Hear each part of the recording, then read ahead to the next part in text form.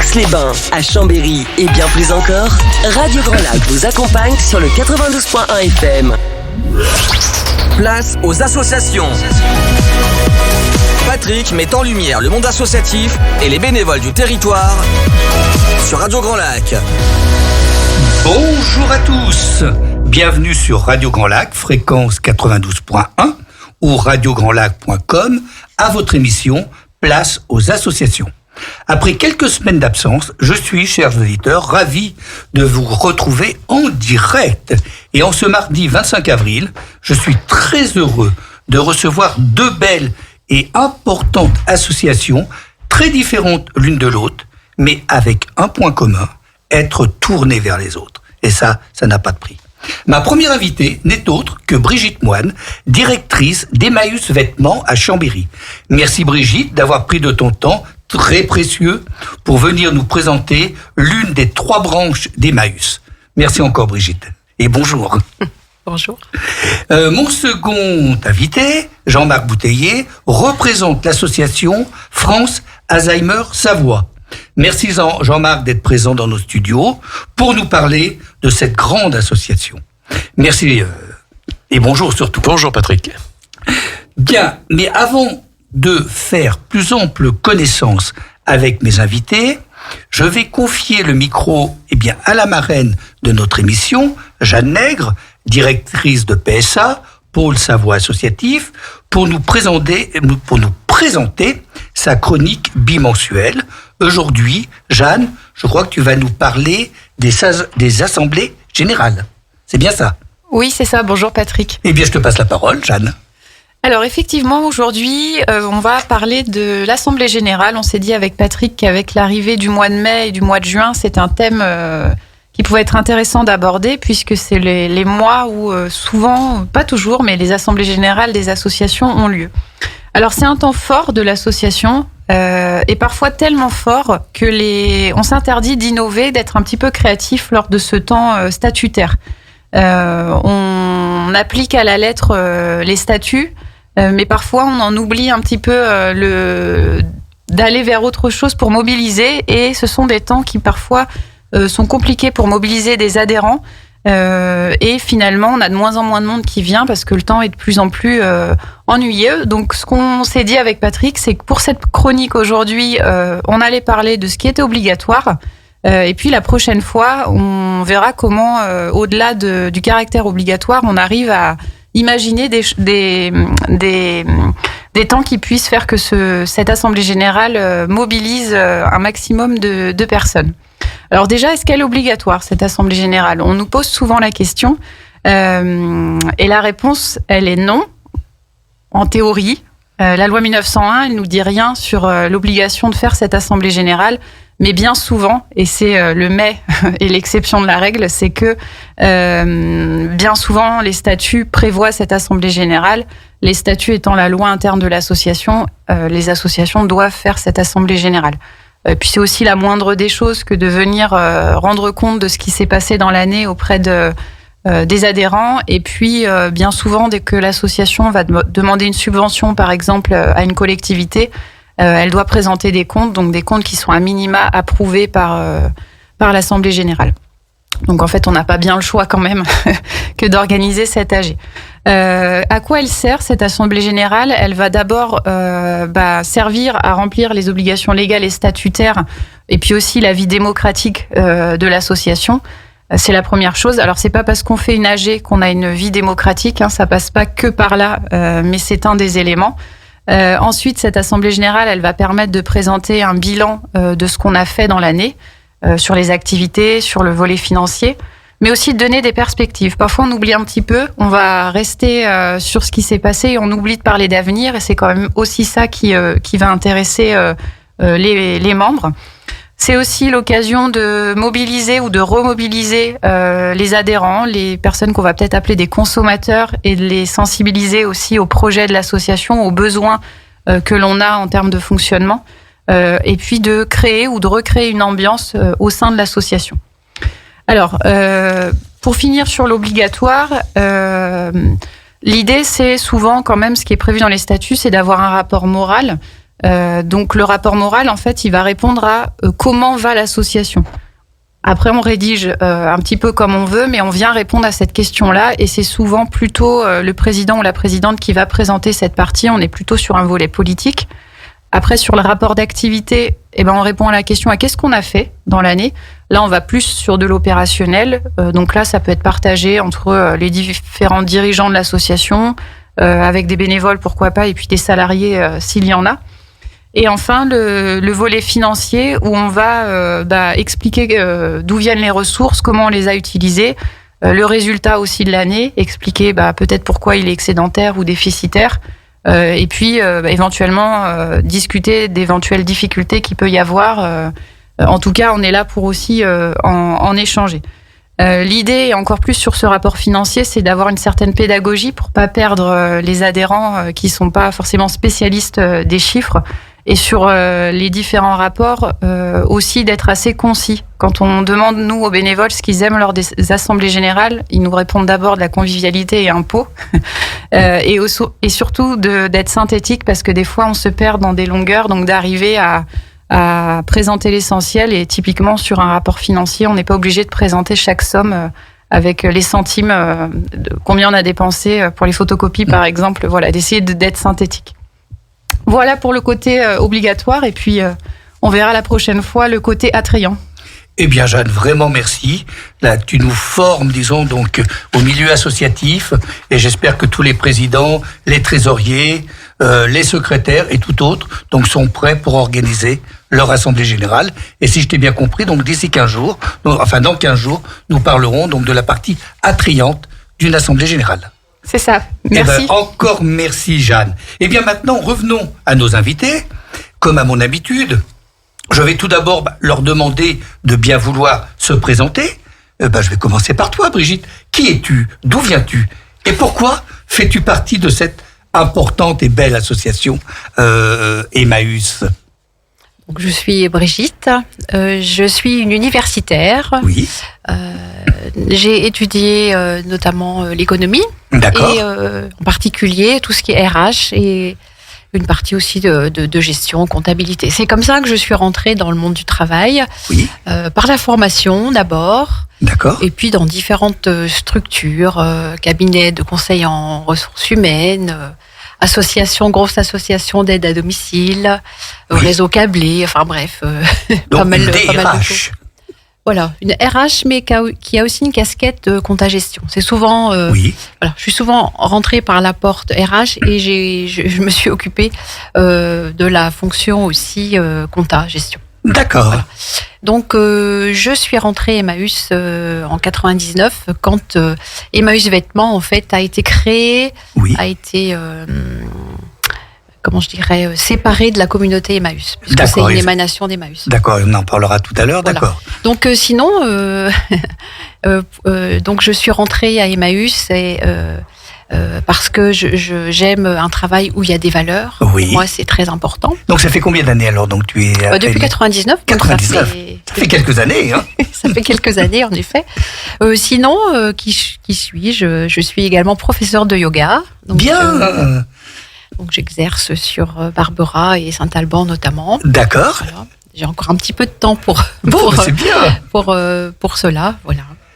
Et donc maintenant donc tu es la directrice donc d'Emmaüs Vêtements. Ouais, d'Emmaüs Vêtements Chambéry, oui.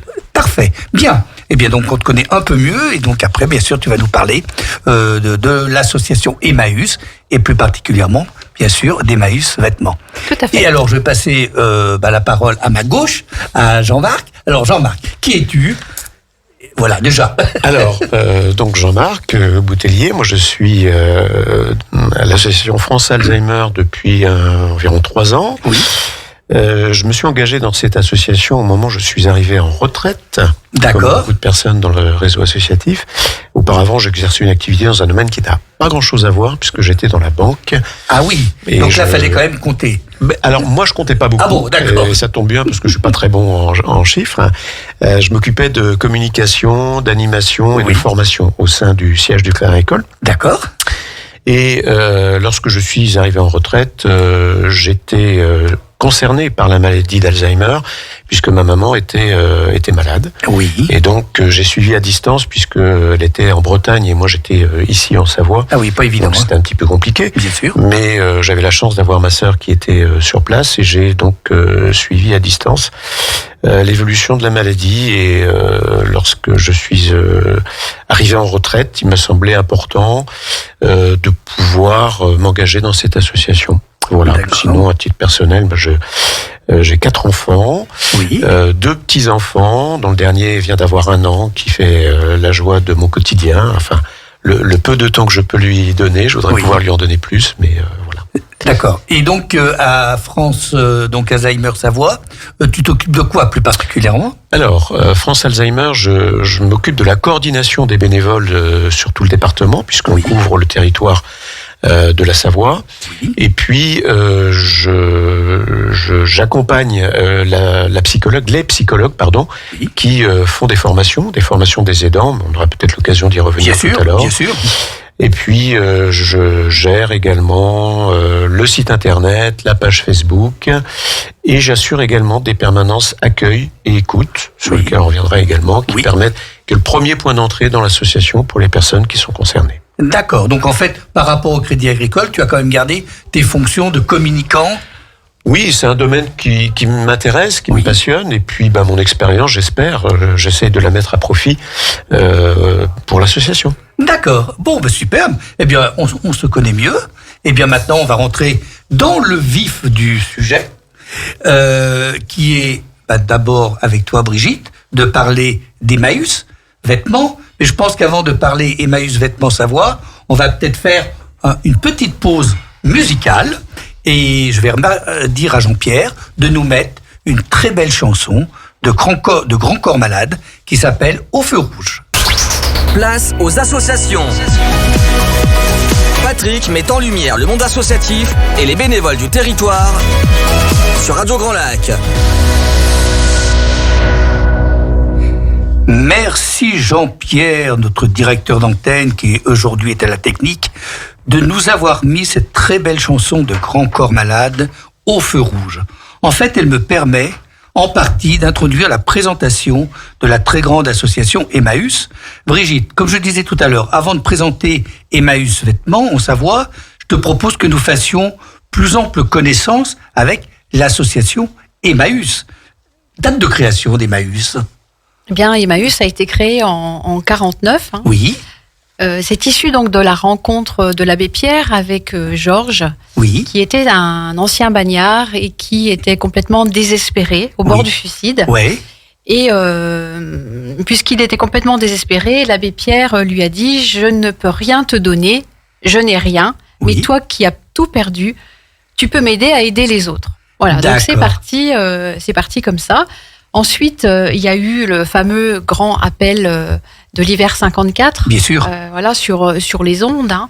Oui. Voilà, et là, il y a eu un grand mouvement national de solidarité qui a vraiment permis le développement d'Emmaüs. D'accord. Et alors, Emmaüs, le nom d'Emmaüs, d'où vient-il? Emmaüs, c'est une localité en Palestine. Oui, Hein. oui, Donc, c'est un lieu, en fait, où est apparu le Christ après la crucifixion. oui, oui. Et c'est aussi un lieu, en fait, d'accueil des désespérés, ceux qui ont perdu D'accord. espoir. Donc D'accord. c'est tout à fait, l'abbé Pierre a bien choisi, puisque c'est tout à fait ce qu'on fait au quotidien, accueillir les personnes en difficulté. Voilà. Alors, l'objectif de l'association, c'est en fait, L'objectif, c'est d'accueillir des personnes en difficulté oui, et les amener par un parcours à gérer leurs difficultés qui peuvent être personnelles, familiales, voilà, professionnelles. d'accord. Et alors, et les valeurs donc d'Emmaüs? Les valeurs, bien sûr, c'est pour nous le centre. Hein. Oui, Les valeurs, c'est bien sûr la solidarité, le partage, l'accueil qu'on dit inconditionnel, surtout Oui. pour les communautés. Et d'accord. puis, c'est aussi le travail. Ça, Voilà. c'est une valeur centrale. Le refus de l'assistanat, c'est ça, on peut dire. Oui, tout à fait. Chaque personne peut être accueillie à Emmaüs, notamment dans les communautés. Mais en fait, la personne doit travailler, même si elle travaille lentement ou peu, mais Oui. voilà, elle travaille. Voilà. On n'est pas assisté. On n'est pas assisté. D'accord. Et alors, Emmaüs, je crois, est présent sur 5 continents. Oui, Emmaüs, c'est un mouvement international. D'ailleurs, c'est comme ça que ça a commencé. Hein. En fait, la prise de conscience de l'abbé Pierre de créer Emmaüs, ça s'est fait. En fait, l'abbé Pierre, il est parti en Amérique du Sud. Oui. Et en fait, il a fait naufrage. Le bateau a fait naufrage. Ah, d'accord. Et en fait, on l'a noté comme mort sur la plage. Et en fait, au bout de quelques heures, on s'est aperçu qu'il était toujours vivant. Oui. Et c'est là qu'il a pris conscience de dire si je disparais, tout disparaît. Et donc voilà, il a créé le mouvement Emmaüs à ce moment-là. D'accord. Donc Emmaüs International, en fait, c'est la base. Oui. Ensuite, il y a Emmaüs International. Et puis, il y a Emmaüs France. Voilà. Et en France, alors, donc, il y a énormément de bénévoles, ou de compagnes, de compagnons et de salariés. Oui, plus de 30 000 personnes font partie d'Emmaüs. En effet, les compagnons d'Emmaüs, compagnes et compagnons, les salariés, et puis énormément de bénévoles. Et voilà, oui. Et alors, j'avais vu une phrase que j'ai trouvée superbe, c'est que en fait, tous ces bénévoles, compagnes, compagnons, salariés et salariés en insertion aident à construire un monde meilleur. Oui, tout à fait, oui. Chaque personne qui entre à Emmaüs, je dirais, se doit d'adopter les valeurs et puis d'aider l'autre. Okay. Chaque salarié qui rentre à Emmaüs Vêtements, on lui dit, voilà, tu fais partie d'Emmaüs et même dans le travail de tri de vêtements que tu fais, tu vas aider l'autre parce que y a des personnes qui vont venir chercher gratuitement des vêtements chez nous. D'accord. Et alors, comment est organisé donc Emmaüs? Parce que donc c'est un mouvement qui, comme on le disait, qui est très important. J'avais noté 291 environ groupes d'adhérents à Emmaüs France. Bon, alors, oui. Emmaüs France, en fait, est organisé par branches. Oui. Donc, il y a 3 branches au niveau d'Emmaüs France. Il y a la branche communautaire, c'est souvent ce que connaissent les personnes, c'est les compagnons. Les compagnons et compagnes, oui. C'est un lieu d'accueil. D'accord. Voilà. Et il y en a à peu près, il y a plus de 120 communautés, 122, enfin ça varie un petit peu, il y a toujours des créations. Ensuite, alors, je crois que, disons, ils n'ont aucune subvention, les communautés. Hein. Oui. Donc, en fait, eux, ils récupèrent des objets et en fait, ils s'autofinancent par les objets récupérés. Tout à fait, oui. C'est ce que voulait l'abbé Pierre, hein, c'était quelqu'un qui était empreint de liberté, de grande liberté. Il ne voulait pas dépendre, donc si on ne veut pas dépendre, on n'obtient pas d'argent de l'extérieur, comme ça on fait ce qu'on veut.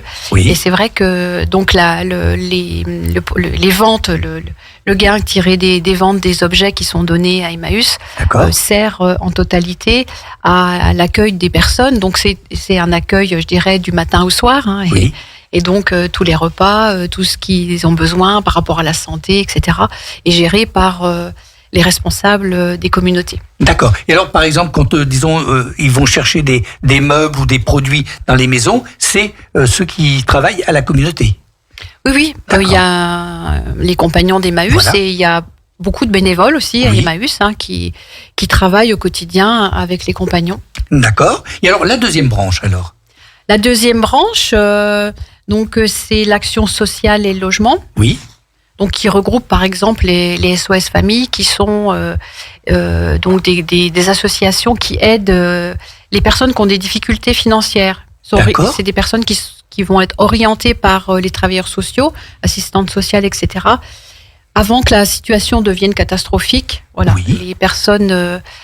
s'occupent des dossiers, gèrent un petit peu les factures, etc., donnent des conseils de gestion, les accompagnent un petit bout de chemin. Et donc, les personnes remboursent petit à petit les prêts que SOS Famille va faire. Donc, à Chambéry, par exemple, Emmaüs 73, la communauté Emmaüs et Emmaüs Vêtements donnent de l'argent à SOS Famille pour aider des familles. Et actuellement, je sais qu'il y en a de plus en plus. Et oui, parce qu'en fait, vous avez des gens de toutes sortes, aussi bien des gens sortant de prison que des migrants ou des sans-papiers. Ah, dans les structures, oui, tout à fait. Oui, les communautés ont pas mal de personnes sans papiers actuellement. Hein, c'est un petit peu nouveau. Avant, c'était les gens qui faisaient la route, les compagnons qui passaient de communauté en communauté. Maintenant, il y a une grande proportion de jeunes en plus. Oui. Qui arrivent de l'étranger sans papier et les communautés les aident à régler ces problèmes administratifs. D'accord. Et alors, et la troisième branche, donc? La troisième branche, donc c'est la mienne. D'accord. La branche économie solidaire et insertion. Oui. Donc qui regroupe à peu près 95 groupes. Oui. C'est un groupe qui évolue beaucoup. Il y a beaucoup de création de structures. On va avoir, par exemple, des comités d'amis qui sont des groupes de bénévoles, en majorité. Donc, ils récupèrent des objets, des vêtements, etc. Et ils vont vendre tout ça au profit de la solidarité internationale. Oui, d'accord. Ensuite, il y aura les chantiers d'insertion, qui sont des structures qui accueillent des gens donc, sur un temps réduit, parce que ce sont des gens qui ne sont pas en capacité de travailler plus de 30 heures, par exemple, et ils les accompagnent sur un parcours. Donc ces chantiers d'insertion, puisqu'ils accueillent des personnes très très en difficulté, sont bien financés par l'État. Oui. Et ensuite, donc il y a les entreprises d'insertion comme Emmaüs Vêtements Chambéry, donc qui accueillent aussi là des publics bénéficiaires du RSA, demandeurs d'emploi longue durée, femmes seules avec enfants, voilà. Donc des personnes qui ont des problématiques personnelles, sociales, de santé aussi, pas mal. D'accord. Voilà. Et on a 24 mois en fait pour les remettre en selle, je dirais, les orienter vers un projet. Ça peut être un projet de vie, pas forcément un projet professionnel, un projet de vie, un projet professionnel, une formation, pour ensuite atterrir et se remettre sur le marché du travail. D'accord. Et alors, par contre, donc ces compagnons, donc toutes ces personnes sont nourris, logés, et perçoivent une allocation. Alors ça, c'est pour les communautés. Ah, oui, d'accord. En effet. Les communautés, en fait, il y a un statut particulier qui a été notamment bien travaillé par Martin Hirsch à l'époque. Et oui.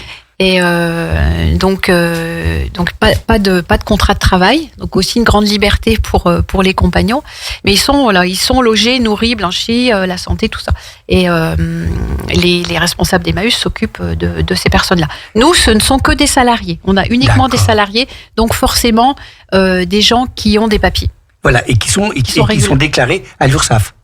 Ah, bien sûr. En fait, Emmaüs Vêtements, c'est comme une entreprise classique. Voilà. On a les mêmes contraintes, on a les mêmes obligations au niveau du personnel et puis de la sécurité, enfin tout, quoi. D'accord. Alors, cette entreprise, Emmaüs Vêtements, comment ça se passe? Puisque c'est une vraie entreprise, combien de personnes et que font-elles?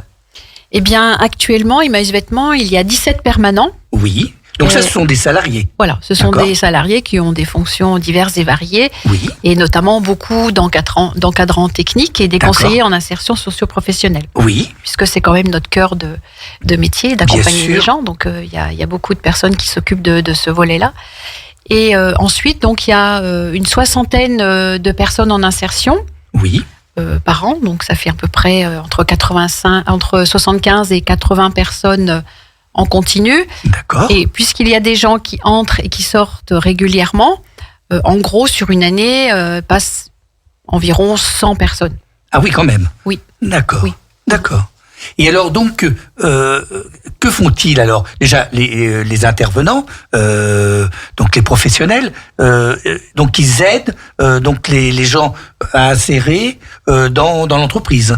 Oui, donc en fait, je dirais il y a deux grands axes. Il y a les encadrants techniques. Oui. Donc les encadrants techniques vont aider sur le travail, vont expliquer le travail, vont former. Oui. Actuellement, on est en train de mettre en place, par exemple, un système qu'on appelle l'AFES, c'est les accompagnements de formation en situation de travail, où ça va être une sorte de label qualité, une norme ISO, on dirait, de la formation, pour que ça soit bien cadré et que tout le monde passe dans le même système, et aussi comment je dirais, une attestation de compétences. D'accord. On a des attestations de compétences sur tous les postes. D'accord. Et alors et après, les conseillers en insertion, eux, vont travailler sur les problématiques. Les problématiques importantes sont les problématiques de logement, les problématiques de santé, les problématiques de langue. Par exemple, on a accueilli quelques Ukrainiens. Et oui. Comment on fait là? Et aussi beaucoup, on a des Afghans, des Syriens, des Iraniens. Enfin, on a, moi j'avais calculé il y a quelques années, c'est toujours à peu près pareil, on a entre 25 et 30 nationalités différentes par an. D'accord, mais alors donc, pour les former, ça doit être pas très évident.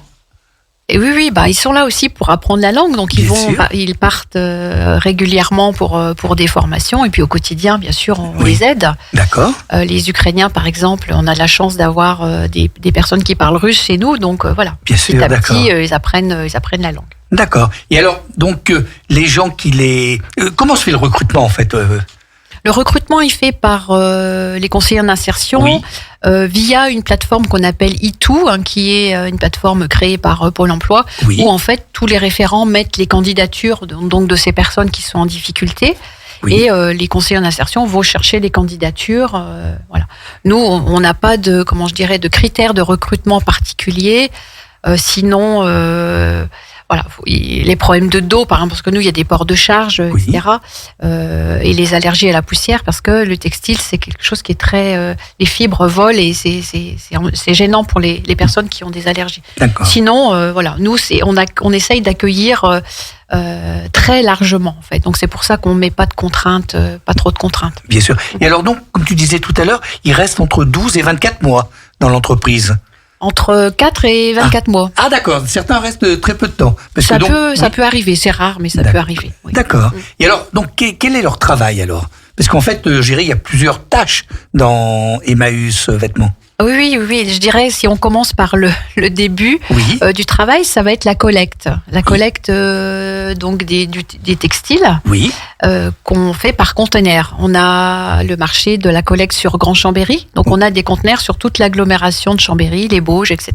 Oui. Et donc des personnes doivent récupérer tous les jours. Il y a des tournées tous les jours pour récupérer le textile. D'accord. Et après, ce textile est ramené au centre de tri, donc de la mode Servolex, mais Oui. aussi sur notre autre centre qui est sur Arbin. Oui. Et donc le premier travail, c'est ça, ce qu'on appelle le premier tri, où il faut extraire ce qu'on appelle la crème. La Oui. crème, c'est la bonne matière qu'on va pouvoir vendre. Ok. Parce que les gens ne vont pas acheter, par exemple, un vêtement troué ou Bien taché. sûr, bien Voilà. sûr. Donc voilà, il va falloir trier tout ça.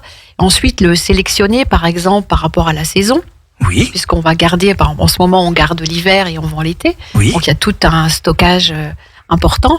Et ensuite, on va aussi trier par qualité, puisqu'on a donc 5 boutiques. Oui. Et nos boutiques accueillent des qualités de vêtements différents. Ah d'accord. Oui, ce qui permet, par exemple, aux gens qui n'ont pas beaucoup de moyens, par exemple, vont plutôt sur la mode Servolex ou sur Arbin, où on peut trouver des vêtements, un haut et un bas, à 2,20 €. Ah oui. Ensuite- Pas cher, comme on dit. Voilà. Ben, on est là pour ça. Bien sûr. Ensuite, il y a une qualité moyenne Oui. qu'on va vendre dans notre boutique des Landiers ou sur la boutique d'Aix-les-Bains. Oui, qui est très belle, hein. Ah, Oui, et puis aussi, et ensuite, la qualité, je dirais, le top, oui. c'est sur notre boutique de Barbera Oui. et aussi sur notre boutique en ligne. Ah, Voilà. on va en parler, oui. Tout à fait. Parce qu'en fait, donc, il y a une boutique en ligne. Oui, il y Oui. a une boutique en ligne. Mais alors, le problème de la boutique en ligne, c'est qu'aujourd'hui, tu dois avoir de la concurrence avec Le Bon Coin, Vintage, etc. Oui, tout à fait. C'est un peu pour ça que Emmaüs France Oui. a permis de développer ce projet de plateforme de vente en ligne qui est Oui. ouvert à tous les groupes Emmaüs, qui sont tous indépendants, tous fédérés, mais tous indépendants. Voilà, ils sont tous indépendants, en Oui, fait. ils sont tous indépendants, donc chacun peut y aller s'il veut. Et c'est aussi ouvert à nos collègues de l'ESS. C'est-à-dire?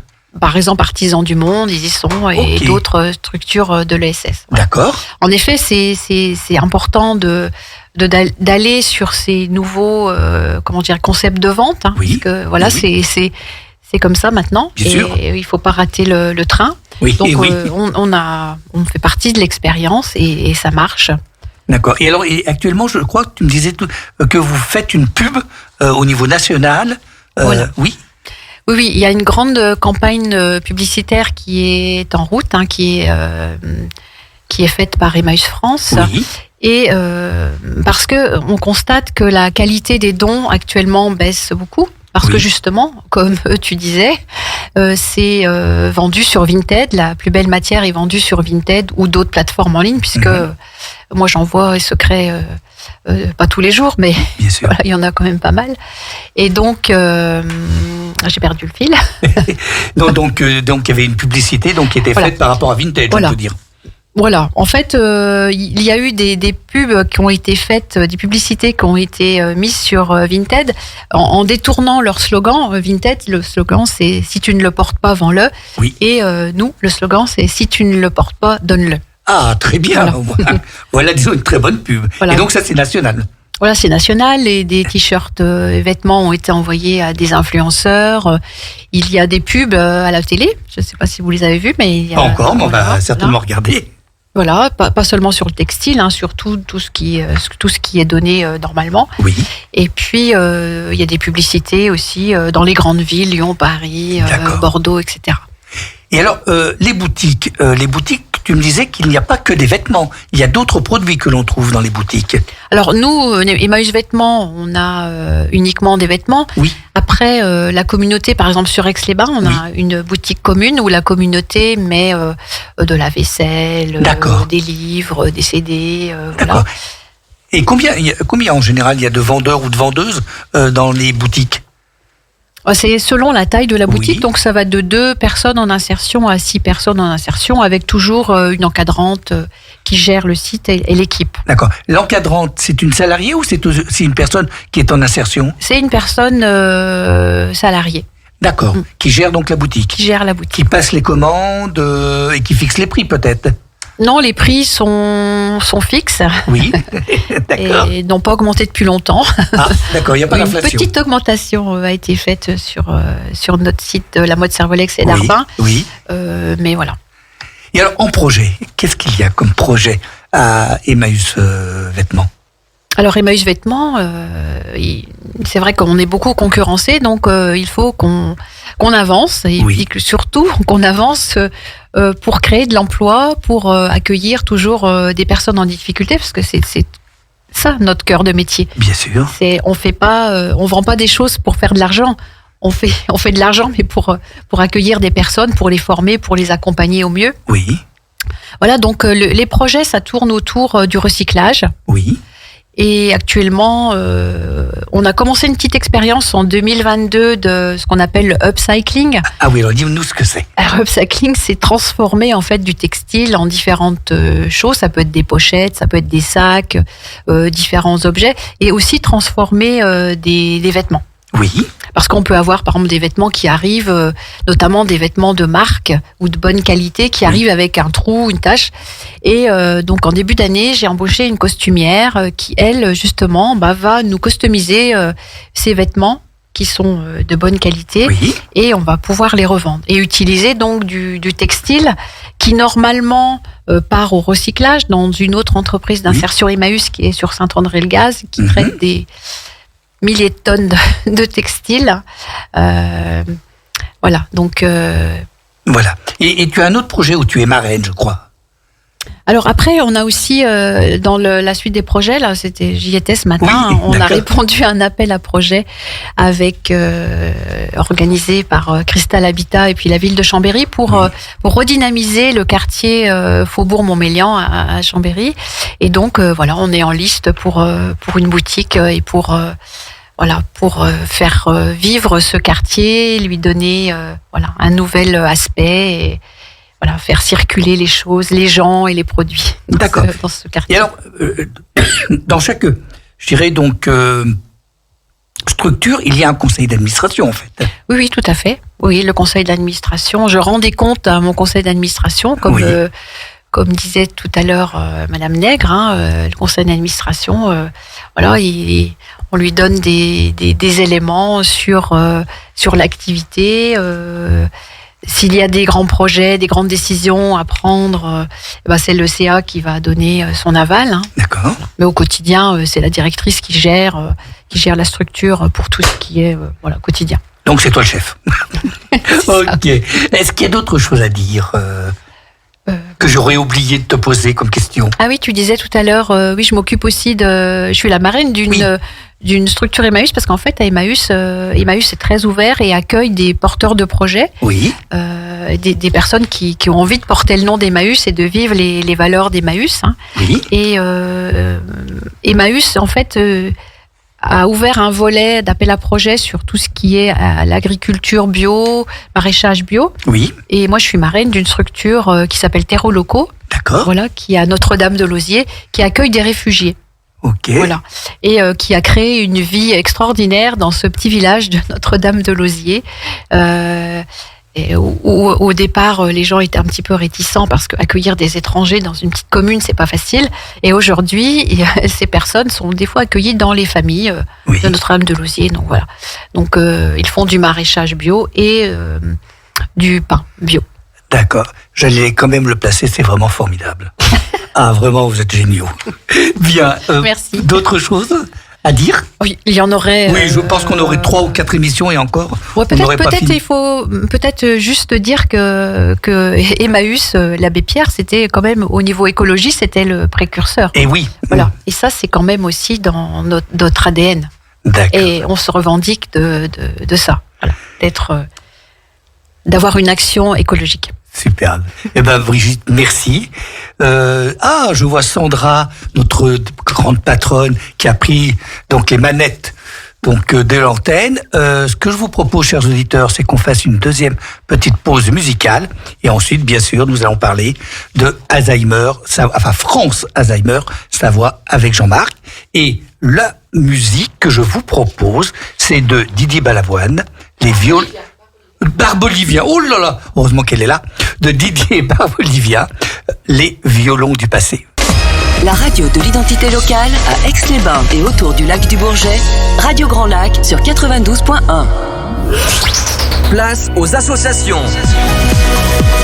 Patrick met en lumière le monde associatif et les bénévoles du territoire sur Radio Grand Lac. Merci Sandra pour cette très très belle chanson qui nous fait vraiment la transition avec Jean-Marc, l'association France Alzheimer Savoie. Alors, elle est écrite en quelle année, Jean-Marc ? Alors, bien que je ne sois pas un homme de chiffres, comme j'ai dit tout à l'heure, l'association au niveau national a été créée en 1985. Oui. Et elle est présente dans chaque département. D'accord. Donc, 101 associations en France. Oui. Et de mémoire, mais j'espère ne pas commettre d'erreur, je crois que en Savoie, elle a été créée en 1989. Parfaitement. Voilà. C'est ce que j'avais vu aussi sur Google. Et alors, elle a été créée par qui en Savoie ? Enfin, je dirais peut-être même nationalement. Alors, à l'origine, ce sont des familles qui, face aux difficultés justement de traiter, d'accompagner, de suivre un parcours complexe, parcours de santé, parcours d'accompagnement au sens large, s'est regroupé pour mettre des moyens en commun, pour s'informer, pour se former également. Oui. C'est un des volets importants. Et donc à l'origine, ce sont des familles effectivement qui ont créé cette association. Et chaque département est autonome, je crois. Tout à fait. Donc on dépend, c'est-à-dire qu'on est rattaché à une union, comme sûr. Beaucoup d'associations qui travaillent pour nous, qui nous donnent des éléments de communication, de logistique, de formation également, qui proposent des programmes importants. Mais chaque association, sur son territoire, est autonome pour mener les actions qui lui semblent prioritaires et importantes, adaptées bien sûr aux caractéristiques du département. D'accord. Et alors, cette maladie Alzheimer, qu'est-ce que c'est exactement ? Ah, vaste question. Cette maladie, c'est quelque chose qui est difficile, alors qui n'est pas difficile à diagnostiquer, puisque aujourd'hui on commence à identifier les problématiques, et je pense que le parcours logique démarre avec le médecin généraliste, qui est souvent le confident de la famille, à qui on se confie, bien sûr, et qui assez rapidement va pouvoir orienter vers un spécialiste qui peut être un gériatre en fonction de l'âge, ou un neurologue plus précisément, qui lui va prendre en compte les différents symptômes. Alors différents symptômes, ils sont nombreux. Il y a bien sûr la perte de mémoire, c'est ce qui vient en premier. Perte de mémoire sur la mémoire immédiate. Il peut y avoir aussi des difficultés sur la gestion des tâches au quotidien, des tâches ménagères, des problèmes de langage qui commencent également à apparaître, des mots que l'on oublie, ou on utilise un mot pour l'autre, une phase de désorientation qui peut intervenir également, où on ne sait plus où on est, où on a du mal à se repérer, où on a du mal à revenir chez soi. Des difficultés de concentration également, pour la lecture, pour un jeu ou autre chose, des pertes d'objets, pertes de clés, des choses comme ça, des choses qui peuvent nous arriver aussi au quotidien, tout à fait. Et puis perte de motivation, forme d'apathie également, ça c'est quelque chose, c'est un symptôme. Alors bien sûr, c'est pas parce qu'on a un manque de motivation qu'on a forcément Alzheimer, mais c'est un faisceau d'éléments qui permettent de se poser des questions changement d'humeur, modification de caractère, etc. Et donc, en fait, pour répondre plus précisément à la question, d'où ça vient, en fait, ce que l'on sait, c'est que c'est une problématique. Alors, vous savez que le cerveau, c'est quelque chose d'assez extraordinaire, de complexe. Mais très complexe, oui. On a une quantité phénoménale de neurones. On a entre 86 et 100 milliards de neurones qui sont tous reliés par des synapses.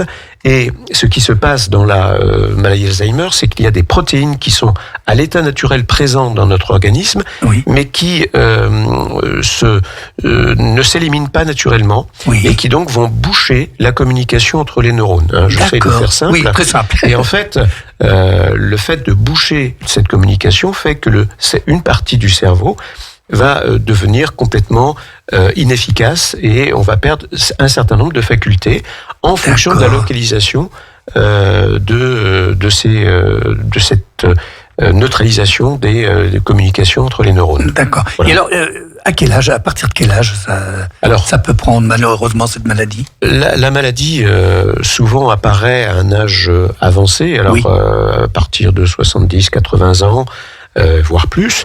Mais on a également ce que l'on appelle, nous, des malades jeunes, qui ont moins de 65 ans. Oui. Et on a quelques personnes qui commencent à avoir effectivement une pathologie Alzheimer ou apparentée à partir de 50 ans. Et on sait que là, le parcours est différent, bien évidemment, parce qu'on ne va pas aborder la problématique de la même façon suivant qu'on a 80, 90 ans ou 50 ans. Bien sûr.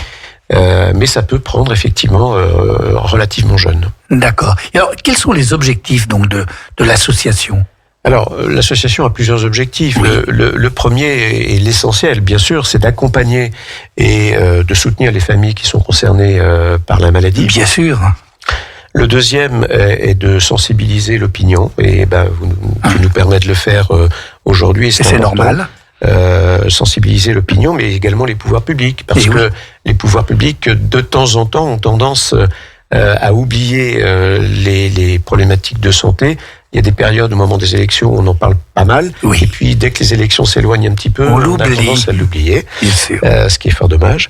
On contribue également au progrès de la recherche, puisque on a des budgets qui nous permettent justement d'alimenter la recherche.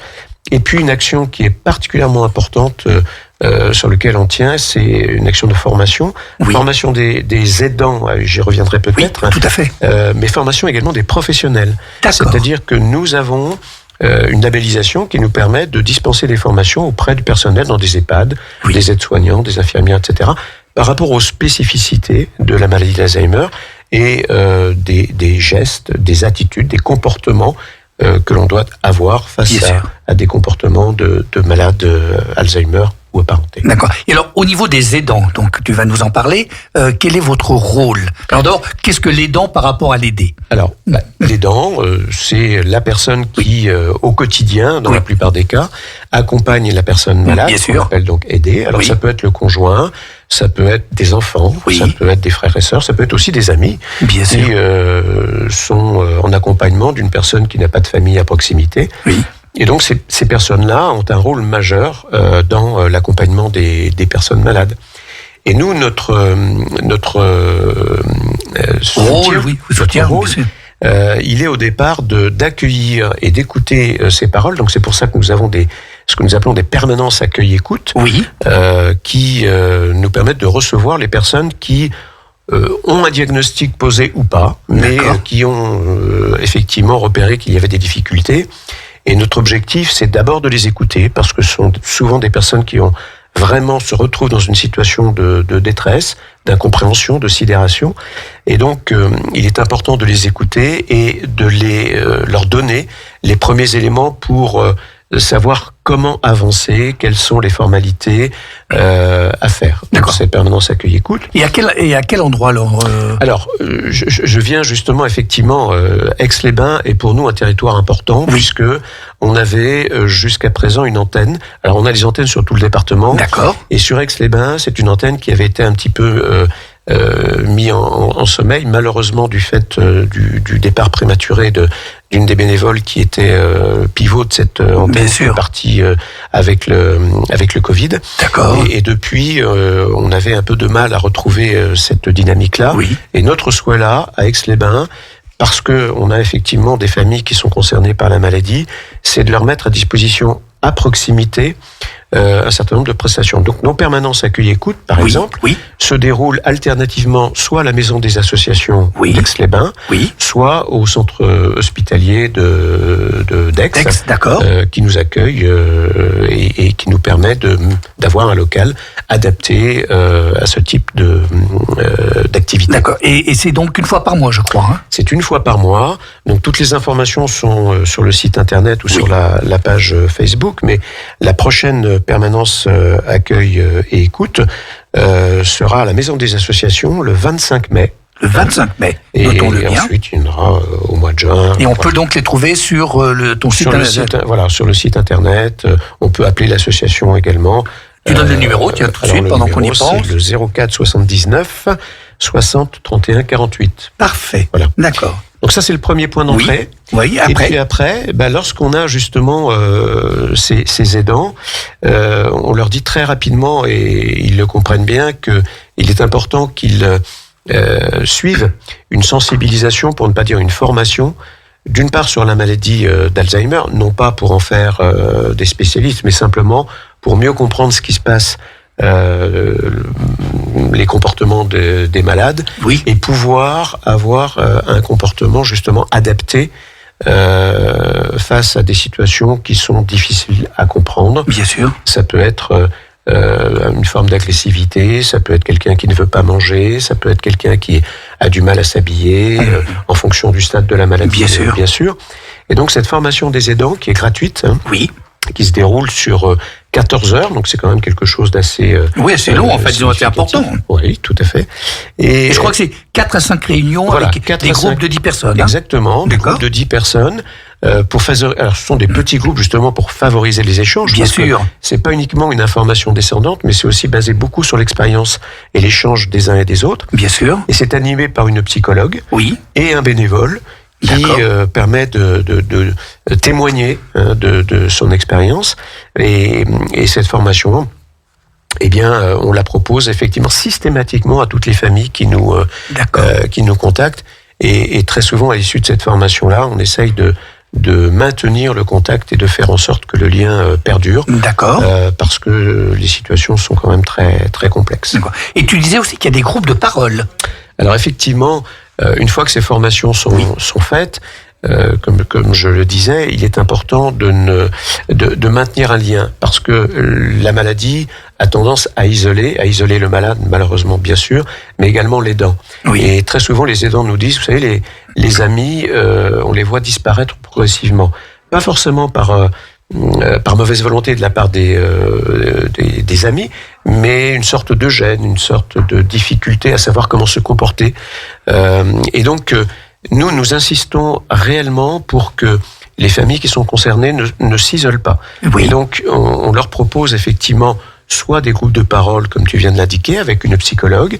Ça peut être un petit groupe, ça peut être la famille, ça peut être la cellule familiale, les enfants, le conjoint, des amis, qui ont envie, besoin de parler des difficultés qu'ils ont. D'accord. Et de trouver un écho, un retour par rapport à l'expérience qu'ils ont. D'accord. Ça peut être des entretiens individuels également pour des situations un peu particulières, et sur lesquelles l'échange doit rester un peu limité, toujours mené par une psychologue. D'accord. Et après, il y a aussi les cafés mémoire. Alors, les cafés mémoire sont effectivement des lieux d'inclusivité, comme on dit, qui permettent aux familles de sortir dans un lieu où ils peuvent côtoyer un public large qui n'est pas concerné par la pathologie. Et à Aix-les-Bains, c'est au Café Broc, avenue du Petit Port à Aix. Le prochain étant au mois de juin. Le 15 juin. Je crois que c'est le troisième jeudi de chaque mois. Voilà, tout à fait. Donc là encore, les informations sont sur le site internet.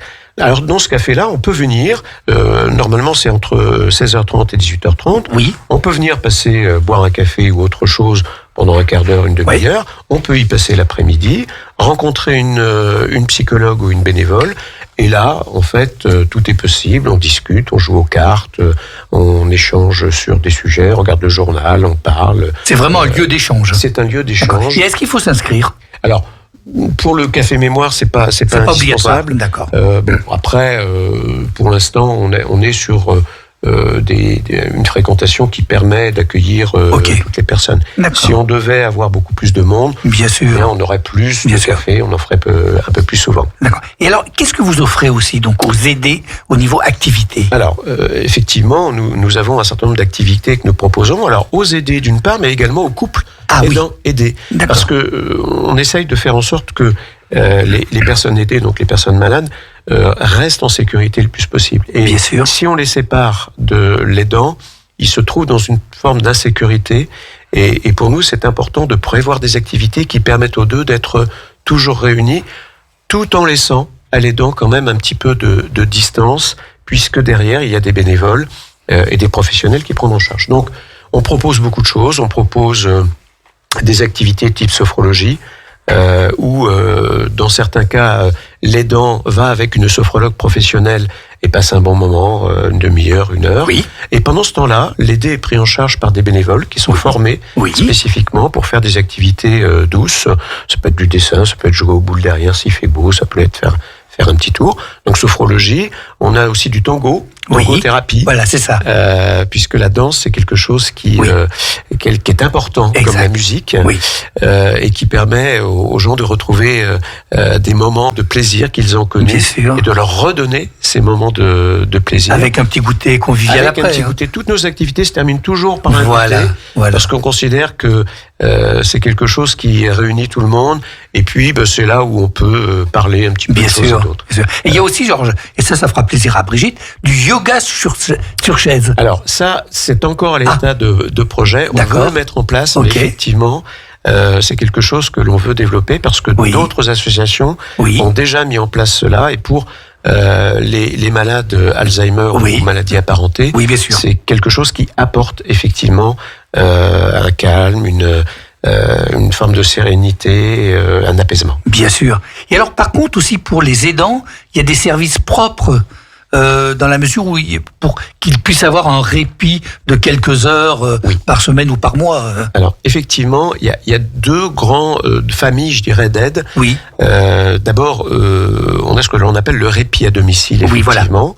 Qui est proposé alors donc ça se passe bien au domicile de la personne, ce qui évite justement à la personne aidée d'être dans un univers qu'il ne connaît pas, donc il reste chez lui. Oui. Pendant ce temps-là, l'aidant peut aller faire des courses, aller chez le médecin, aller au cinéma parce qu'il a besoin de se détendre, par exemple, et on détache une personne qui est une professionnelle, souvent une ancienne aide-soignante ou infirmière en retraite, et qui vient passer un moment avec la personne malade. Ça peut être 2-3 heures. Et il suffit de nous prévenir suffisamment à l'avance, bien sûr. Et ça, je trouve c'est énorme. Je vois dans notre association, j'ai une dame qui malheureusement, son mari donc a cette maladie, et elle vient danser. Au départ, je la trouvais toujours extraordinaire, je peux dire, toujours conviviale. Et j'ai compris malheureusement pourquoi. C'est qu'elle avait besoin de se défouler pendant 1 heure, 1 heure et demie. Donc ce moment de répit à l'extérieur, tout à fait. C'est vraiment très très important. Et nous insistons toujours auprès des aidants pour leur dire de ne pas sacrifier leur propre temps, leur propre plaisir. Bien sûr, certains peuvent se poser des questions et avoir du mal à quitter leurs proches malades, mais c'est une question parfois de survie, de se conserver un peu de temps pour soi. Et il faut savoir qu'il y a 40% des aidants qui décèdent avant même leurs proches malades d'épuisement, parce qu'ils donnent tout. Ils sont en permanence confrontés aux difficultés. Et il y a parfois des nuits difficiles, parce que les personnes peuvent dormir difficilement. Et donc, il est vraiment important qu'ils gardent du temps pour eux. Et donc, le deuxième volet de répit qu'on peut apporter, c'est un accueil de jour, qui est l'accueil qui existe dans d'autres associations ou dans d'autres structures, qui n'est absolument pas concurrent de ce que l'on peut trouver à l'hôpital d'Aix-les-Bains, par exemple, mais qui est une structure totalement adaptée aux pathologies d'Alzheimer et apparentées. Donc là, sur Bassin, par exemple, nous avons 11 places pour accueillir des malades qui sont encadrés par du personnel formé, bien sûr, infirmières, psychologues, aides-soignants. Nous avons également des accueils de jour en Maurienne et en Tarentaise. Ok, très très bien. Et alors, vous avez en projet, qu'est-ce qu'il est prévu ? Alors, les projets, on en aurait beaucoup. Multiples. On essaye également de limiter nos projets à ce que l'on peut faire. Oui, parce que en fait, le gros souci aussi, c'est les bénévoles. Alors voilà. Et notamment, j'en viens au projet que nous avons, qui n'est pas directement sur Aix-les-Bains, mais pourquoi pas après. Bien sûr. Un projet de halte relais. Sur Albertville, qui est en fait une structure qui va permettre d'accueillir des personnes malades dans une sorte d'appartement dans lequel ils vont pouvoir mener des activités pour une demi-journée ou une journée. Et c'est une formule intermédiaire qui va permettre progressivement de prendre un petit peu de distance. Et très souvent, lorsque malheureusement le malade ne peut plus rester à domicile pour plein de raisons et qu'on doit envisager de le confier en institution, et bien dans ce cadre-là, il faut qu'on y aille très progressivement parce que, comme je le disais tout à l'heure, effectivement, la séparation peut être quelque chose de terrible. Bien sûr. Pour la personne malade. Donc la halte relais, c'est quelque chose qui va permettre progressivement de prendre un peu de distance, un tout petit peu dans un premier temps, puis un peu plus souvent de temps en temps, et qui va permettre là d'aller vers une solution d'hébergement qui sera temporaire ou définitive dans une institution. D'accord, voilà. Bien, je pense qu'on a fait le tour. Voilà. Dis-moi, qu'est-ce que tu peux me dire encore ? Alors les bénévoles, j'y reviens, merci de m'avoir donné l'occasion d'en parler, puisque effectivement nous avons besoin de bénévoles, beaucoup de bénévoles. Sur le bassin chambérien, ça va encore à peu près. Sur Aix-les-Bains, nous aurions besoin de bénévoles pour les permanences accueil-écoute, pour faire de la formation également. Ce qu'il faut savoir également, c'est que tous nos bénévoles sont formés. Nous insistons beaucoup sur cet aspect-là. C'est important que les bénévoles se sentent à l'aise dans leur action de bénévolat, et donc nous apportons des actions de formation auprès de tous les bénévoles qui le souhaitent. Donc Aix-les-Bains, Albertville, l'Avant-Pays Savoyard également, sur lequel nous avons des besoins. Donc n'hésitez pas à nous contacter si vous souhaitez. Que vous ayez un lien direct avec la maladie, que vous ayez eu une personne malade ou en cours ou pas, ce qui est important, c'est que vous ayez l'envie de donner du temps, que vous ayez cette sensibilité par rapport à cette maladie, et on vous accompagnera tout au long de l'apprentissage que vous ferez au sein de notre association. Je vais redire, c'est encore formidable aussi. Enfin, vraiment, merci Jean-Marc. Eh bien, nous arrivons, chers auditeurs, à la fin de votre émission Place aux associations. J'ai un petit peu dérapé, je vais me faire gronder, donc je vais terminer assez vite. Alors encore merci bien sûr à nos deux invités, Brigitte et Jean-Marc, ainsi qu'à notre marraine, Jeanne, de m'avoir accompagné aujourd'hui. Chers auditeurs, si vous souhaitez nous réécouter, vous pouvez nous retrouver sur Radio Grand Lac YouTube, d'ici quelques jours, en général je dis une semaine, mais d'ici quelques jours. Ma prochaine émission, le mardi 9 mai, toujours de 13h à 14h, en direct avec deux autres associations. L'association Que Choisir, qui informe et conseille et défend les consommateurs, et la deuxième association, ECTI, qui accompagne les acteurs économiques et sociaux dans la réussite de leurs projets. Avant de vous quitter, je vous rappelle les prochaines émissions de Radio Grand Lac, fréquence 92.1 de ce jour. D'ici quelques minutes, puisque c'est à 14h15, je vais me dépêcher, vous trouverez Astrid avec son émission C'est de toute beauté. Et ce soir, de 17h à 18h, Jean-Pierre, notre directeur d'antenne, nous présentera Une heure, une commune. Ce soir, c'est la commune de Saint-Ours. Et enfin, c'est pas terminé, de 18h15 à 19h15, notre animateur Jérôme M nous parlera de l'économie autrement. Très bon après-midi et bonne soirée sur Radio Grand Lac, le grand bain de la vie locale. À très bientôt. Retrouvez également votre radio préférée, Radio Grand Lac, sur radiograndlac.com et sur les réseaux sociaux.